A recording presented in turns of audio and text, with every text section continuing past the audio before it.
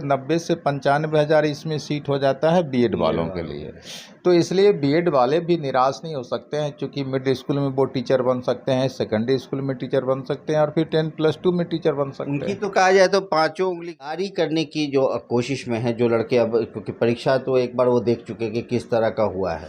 देखिए, इसमें बताते हैं आपको कि देखिए जो पिछले एग्ज़ाम का जो एनालिसिस, पढ़िएगा तभी बढ़िएगा, नहीं तो इतने अच्छे मौके पे फिसल जाइए। चूँकि मूर्ख हम इसलिए कहेंगे कि एक तो वो धोखा खा चुका पिछले एग्ज़ाम में, और जो है दूसरा धोखा, अगर ये इतना मेगा बम्पर वैकेंसी में भी अगर धोखा खा तो फिर एक 3 महीने 4 महीने में ये मुमकिन है।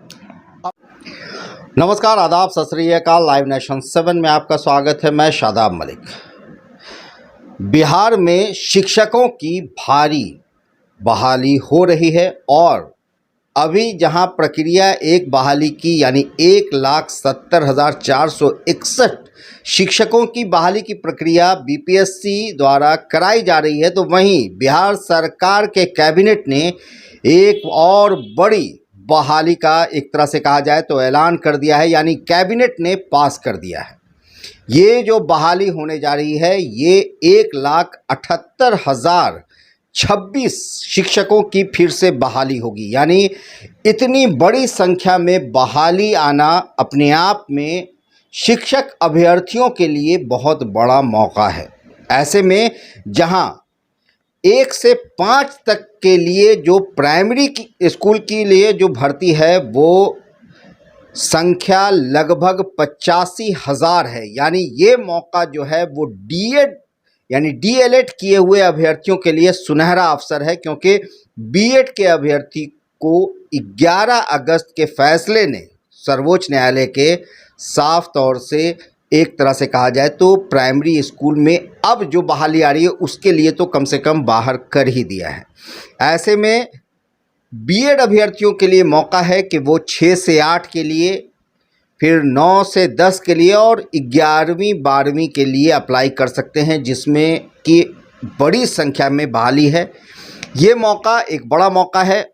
इसके लिए कैसे तैयारी करें, क्या पढ़ें, क्योंकि 1,70,000 की जो वैकेंसी अभी चल रही है इसका जो प्रश्न पूछा गया था वो चौंका देने वाला था। किसी भी कोचिंग संस्थान ने भी नहीं सोचा था कि इस तरह का क्वेश्चन पूछा जाएगा। ऐसे में हमारे साथ मौजूद हैं समीर सर। हम उनसे चर्चा करते हैं, बात करते हैं और आपको बताते हैं कि किस तरह से तैयारी करें ताकि इस बार की जो वैकेंसी है जिसमें के जो अभ्यर्थी छूट गए हैं वो अब अगली वैकेंसी में अपने आप के लिए जगह तय कर लें। तो सर, लाइव नेशन 7 में आपका स्वागत है। धन्यवाद सर, सबसे बड़ी बात यह है कि बिहार में अभी बहार है।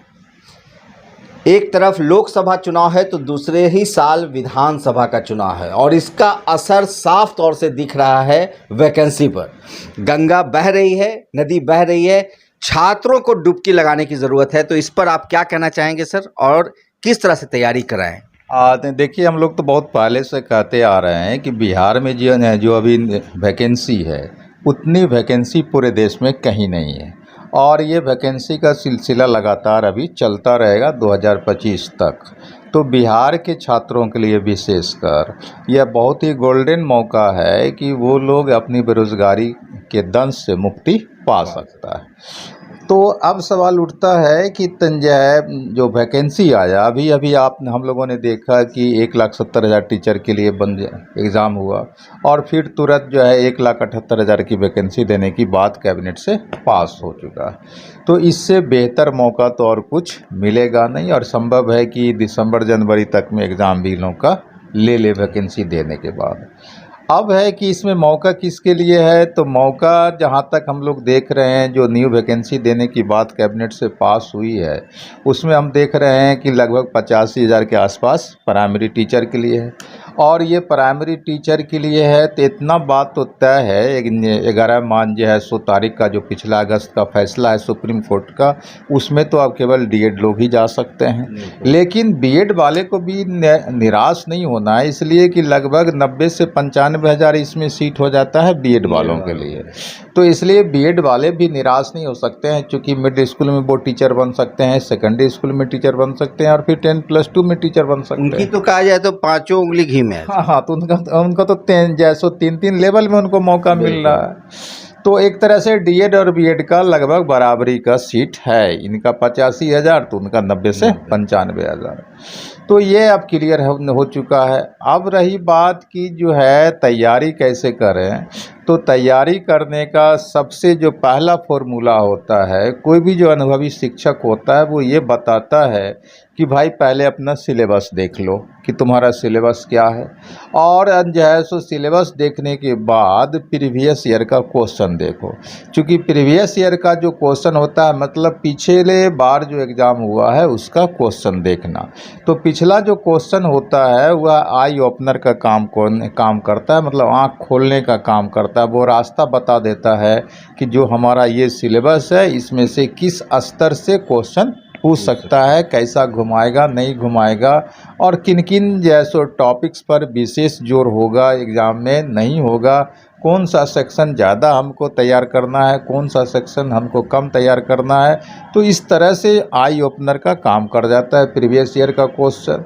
तो अभी जैसा कि एग्ज़ाम हुआ और आपने कहा कि जो एग्ज़ाम हुआ उसका जो क्वेश्चन का लेवल था हर कोई देख करके दंग रह गया था, और जितने सारे लोगों ने कोचिंग वालों ने पढ़ाया उसमें से उन लोगों ने कल्पना भी नहीं किया होगा कि इस लेवल का क्वेश्चन होगा। और उसमें से बहुत सारे लोग ऐसे होंगे कोचिंग या टीचर वाले जिनका कि खुद वो लेवल नहीं होगा पढ़ाने का, जैसा कि क्वेश्चन पूछ दिया था। तो अब लड़कों के लिए तो बिल्कुल ही रास्ता दिखाई जैसो पड़ गया है कि वो किस लेवल की तैयारी करे। अब अगर लड़का इधर उधर के झांसे में पड़ता है या यह कहें कि क्वेश्चन के लेवल के मुताबिक तैयार नहीं करता है तो उससे बड़ा कोई मूर्ख नहीं हो सकता है। क्योंकि मूर्ख हम इसलिए कहेंगे कि एक तो वो धोखा खा चुका पिछले एग्ज़ाम में, और जो है दूसरा धोखा अगर ये इतना मेगा बम्पर वैकेंसी में भी अगर धोखा खा जाएगा तो इसके बाद तो फिर बिहार में कोई इतनी बड़ी वैकेंसी होगी नहीं। तो वैकेंसी नहीं होगी तो लोग तो बेरोज़गार रहेंगे, और किस लिए वो डीएड किया या बीएड किया, बरसों बरस से इंतज़ार करता रहा। तो इसलिए हमारा सलाह होगा वैसे लड़कों को जो कि अब आगे टीचर बनना चाहते हैं, तो भाई क्वेश्चन जो पूछा गया है उस लेवल का तुम तैयारी करो, और तुमको जैसा भी क्वेश्चन पूछे उस लिहाज से तैयार होकर के एग्ज़ाम में अपीयर हो, तभी जा कर के वो बेहतर कर सकता है। तो हमारा ये कहना है कि प्रीवियस ईयर का जो हाल फिलहाल में एग्ज़ाम हुआ है उसका सबसे पहले वो क्वेश्चन देखे, उसके बाद फिर हम जो है सो आगे बता सकते हैं आगे इस मुद्दे पर। तो सर ऐसे में ये बात है कि जो अभ्यर्थी हैं वो तैयारी करने की जो कोशिश में है, जो लड़के अब क्योंकि परीक्षा तो एक बार वो देख चुके कि किस तरह का हुआ है। देखिए इसमें बताते हैं आपको कि देखिए जो पिछले एग्ज़ाम का जो एनालिसिस है वो हम लोग क्या देख रहे हैं, हिस्ट्री से 25 क्वेश्चन पूछा, और हिस्ट्री से जो 25 क्वेश्चन पूछा उसमें 2 से 3 क्वेश्चन एंशिएंट और मेडावल का है, बाकी सारा का सारा क्वेश्चन आधुनिक भारत से है, स्वाधीनता आंदोलन से है। उसके बाद साइंस से जो है 31 क्वेश्चन पूछता है, और 31 क्वेश्चन जो पूछता है उसमें फिजिक्स भी है, केमिस्ट्री भी है और बायोलॉजी भी है। उसके बाद मैथ रीजनिंग से 32 क्वेश्चन पूछता है, और 32 क्वेश्चन जो पूछा है उसमें से 3-4 क्वेश्चन आपका रीजनिंग है, बाकी के बाकी सारा मैथ का क्वेश्चन है, और उसमें अर्थमेटिक का क्वेश्चन है। उसके बाद हम लोग क्या देखते हैं कि ज्योग्राफी से पूछता है, मतलब भूगोल से पूछा है, उसमें से 12 क्वेश्चन है। और ये जो 12 क्वेश्चन है यह केवल भारत या बिहार से संबंधित नहीं है, यह विश्व भी वर्ल्ड ज्योग्राफी से भी संबंधित है, और उसमें भी जो है फिजिकल ज्योग्राफी से संबंधित है। इसका मतलब है कि ज्योग्राफी का क्वेश्चन अगर हमको सॉल्व करना है तो हमको वर्ल्ड ज्योग्राफी भी पढ़ना होगा, भारत का भी भूगोल पढ़ना होगा, बिहार का भी पढ़ना होगा, साथ ही साथ फिजिकल ज्योग्राफी भी पढ़ना होगा। उसके बाद फिर देखते हैं कि करंट से 12 क्वेश्चन पूछा था, और करंट का भी वही क्वेश्चन जैसे लेवल था, जहाँ अंतर्राष्ट्रीय लेवल का भी करंट क्वेश्चन था, राष्ट्रीय स्तर का भी क्वेश्चन था, और फिर बिहार से भी 1-2 क्वेश्चन था, और इंडियन पॉलिटी से 4 क्वेश्चन था।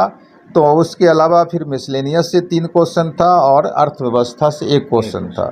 तो इसका क्या मतलब है? इसका मतलब है कि हमको इतना सारा, अगर हम जो है क्वेश्चन का डिवीज़न देखते हैं, बंटवारा, तो साफ है कि हमको इतिहास पर बहुत ज़्यादा ध्यान देना होगा, और इतिहास में भी आधुनिक भारत को बहुत ही अच्छे ढंग से तैयार करना होगा।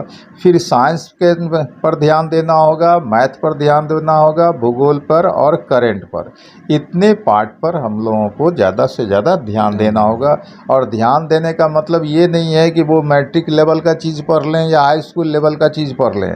अब तैयारी करने का मतलब है कि शुद्ध रूप से आपको बीपीएससी का लेवल बनाना होगा। अगर आप बीपीएससी के लेवल का तैयारी कर लेते हैं तो आप प्राइमरी टीचर बन सकते हैं, और अगर बीपीएससी के लेवल का तैयारी नहीं करते हैं तो प्राइमरी टीचर आप नहीं बन सकते हैं। या पिछला एग्ज़ाम का यही अनुभव कहता है। तो सर ये तो फिर एक 3 महीने 4 महीने में ये मुमकिन है? अब यही समस्या है कि 3 से 4 महीने का मोटे तौर पर हम लोग को लगता है कि समय देगा। समस्या यही है कि इतने कम टाइम में कोई लड़का कैसे बीपीएससी का लेवल कर पाएगा। तो इसके लिए देखिए, बेहतर यही है कि कुछ अनुभवी शिक्षक से जो है सो लड़का पढ़े, या कोई अनुभवी कोचिंग में जाए जिसके बारे में उसकी समझ बेहतर हो कि ये हमको बीपीएससी का लेवल तैयार करा दे सकता है, और हम इसमें अगर पढ़ लेते हैं तो हम कम्पीट कर सकते हैं। तो सर आप तो खुद बीपीएससी और यूपीएससी की तैयारी कराते रहे हैं, आपका पुराना अनुभव है, 25 साल के लगभग का अनुभव तो ज़रूर है सर आपका सिविल सर्विसेज का। ऐसे में सर अभी तक आपने इस पर कदम नहीं रखा था शिक्षक बहाली के लिए, लेकिन इस बार क्या लगता है सर कि आप भी कदम आगे बढ़ाएंगे? क्योंकि अनुभवी शिक्षकों की अगर बात करें तो उसमें कहीं ना कहीं आपका नाम काफ़ी ज़्यादा अनुभवी शिक्षकों में आता है पटना में। तो ऐसे में सर आप इस शिक्षक बहाली को लेकर क्या करना चाहते हैं? देखिए, अगर जो है सो 3 महीने का भी समय देता है कि वैकेंसी देने के बाद एग्ज़ाम लेने का, तो हम आराम से जो है सो इस बार टीचर के लिए बैच शुरू कर देंगे। और बैच जो शुरू करेंगे तो उसमें हमारा प्रयास रहेगा कि कम से कम इस तरह से और इतना गाइड कर दें कि जो भी लड़के जो है सो तैयारी करें वो आराम से टीचर बन जाए। प्रयास हमारा इस बार है कि इस बार हम इसका क्लास चलाएंगे। तो कैसे और कहाँ क्लास कराएंगे सर? एक तो पटना में चलेगा ही, और उसके अलावा जो है हमारा गृह जिला बेगूसराय है, तो हम प्रयास करेंगे कि हमारे गृह जिला के लड़के को भी फ़ायदा मिल जाए। तो एक ब्रांच हम बेगूसराय में भी देना चाहेंगे। तो एक पटना में एक क्लास चलेगा, दूसरा बेगूसराय जिला में। पटना वाले समीर सर बेगूसराय में भी अब शुरू करेंगे? हाँ, ये जो है हमारा प्रयास रहेगा कि हम अपने गृह जिला के लोगों को भी ज़्यादा से ज़्यादा लाभ दें अपने अनुभव का। तो एक ब्रांच पटना में चलता रहेगा, दूसरा ब्रांच बेगूसराय में चलेगा। बहुत बहुत धन्यवाद सर। धन्यवाद। तो पढ़िएगा तभी बढ़िएगा, नहीं तो इतने अच्छे मौके पे फिसल जाइएगा। ये मौका अच्छा है, बड़ी वैकेंसी है, और ऐसी वैकेंसी फ़िलहाल शिक्षकों के लिए फिर आने वाली संभावित दिनों में तो नहीं दिख रही है।